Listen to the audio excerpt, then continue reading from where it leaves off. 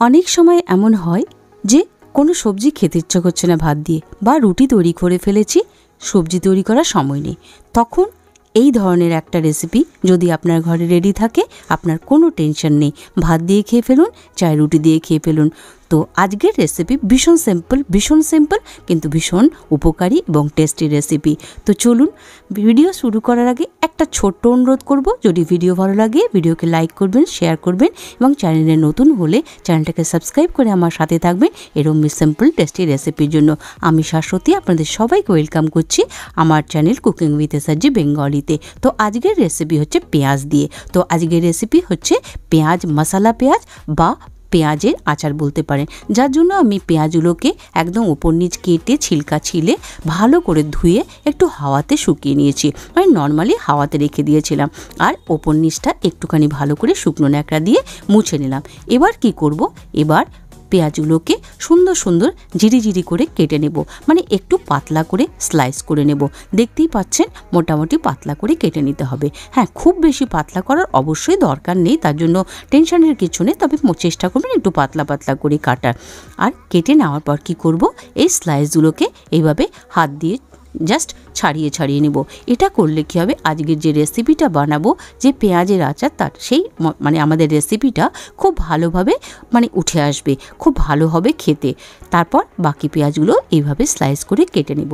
এই রেসিপিটা যদি আপনি বাড়িতে বানিয়ে ফেলেন, কোনো এক সময় রিকোয়েস্ট করবে একবার বানাবেন, অল্প পরিমাণে বানিয়ে টেস্ট করে দেখবেন যে কীরকম হয় খেতে, এবং বানানোর 2-1 ঘন্টা পরই আপনি অবশ্যই খেয়ে নিতে পারবেন, মানে এটা একটা ইনস্ট্যান্ট রেসিপি।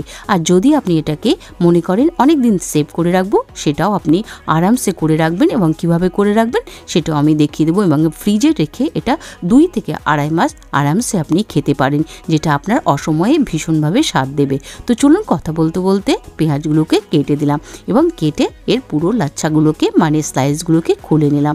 এটা ভীষণ জরুরি, এই স্টেপটা কিন্তু ফলো করবেন। নর্থ ইন্ডিয়াতে যে কোনো হোটেলে ফ্রাইড রাইস, বিরিয়ানি বা ধরুন লাচ্ছা পরোটা বা নান তন্দুরি, সবার সাথে মোটামুটি যে কোনো হোটেলে এরকম ধরনের রেসিপি কিন্তু সার্ভ করা হয়, যেটা খেতে দারুণ লাগে। লাচ্ছা পরোটা বা যে কোনো তান্দুরি বা যে কোনো ফ্রাইড রাইস বা পোলাওয়ের সাথে ভীষণভাবে। সাউথ ইন্ডিয়াতেও সেই ইয়েটা রয়েছে, সেই কালচারটা রয়েছে। যদি আপনারা সাউথ ইন্ডিয়াতে কেউ থেকে থাকেন তারা আপনারা জানেন, বা নর্থ ইন্ডিয়া যারা থাকেন।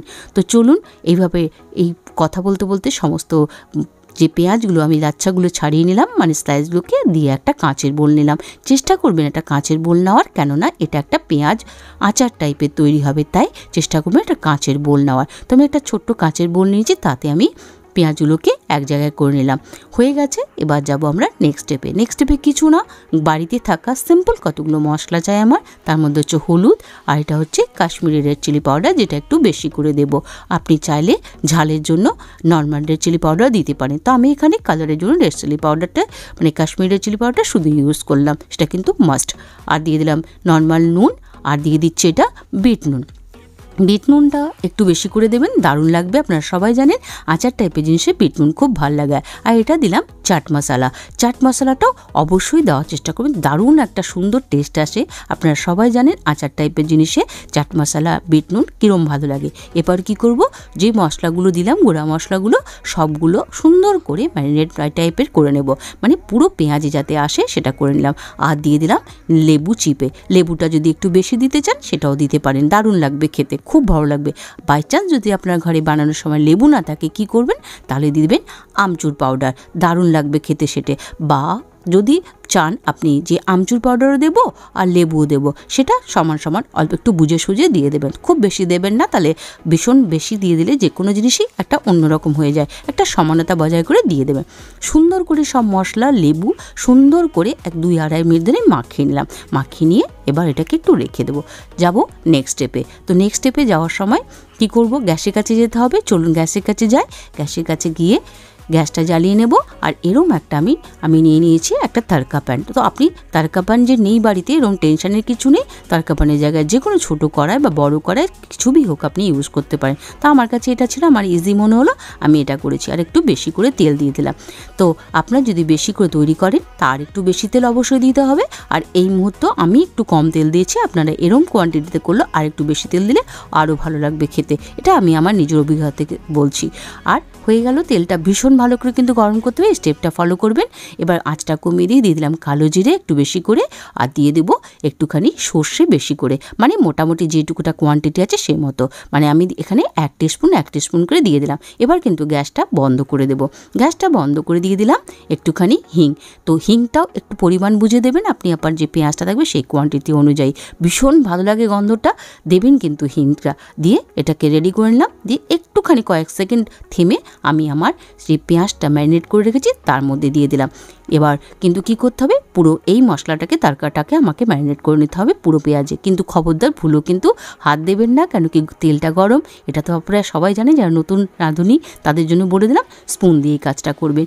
তো স্পুন দিয়ে সুন্দর করে ওপর নিচ করে এটাকে মাখিয়ে দেবো। আর কিচ্ছু কাজ নেই, রেডি হয়ে গেছে আমাদের পেঁয়াজ মশলা। একবার বাড়িতে মানে মশলা পেঁয়াজ, বা আমি তো বলি এটাকে পেঁয়াজের আচার।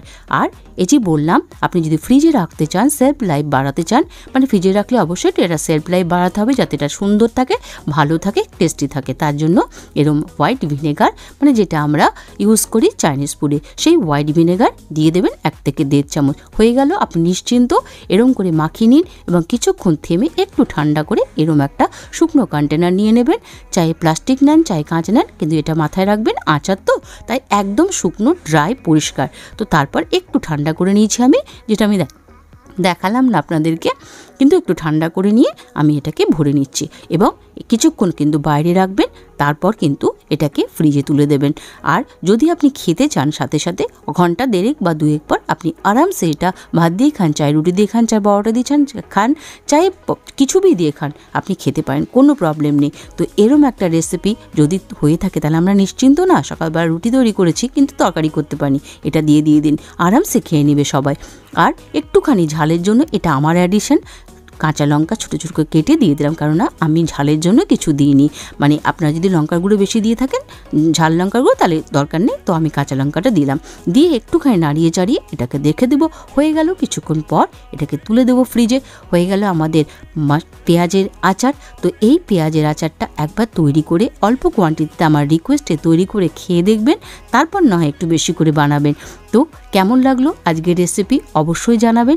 যদি ভালো লাগে একটা সুন্দর একটা সিম্পল কমেন্ট করে যাবেন, কারণ আপনাদের কমেন্ট আমাদের কাছে ভীষণভাবে, যারা আমরা ভিডিও বানাই তাদের কাছে ভীষণভাবে প্রিসিয়াস।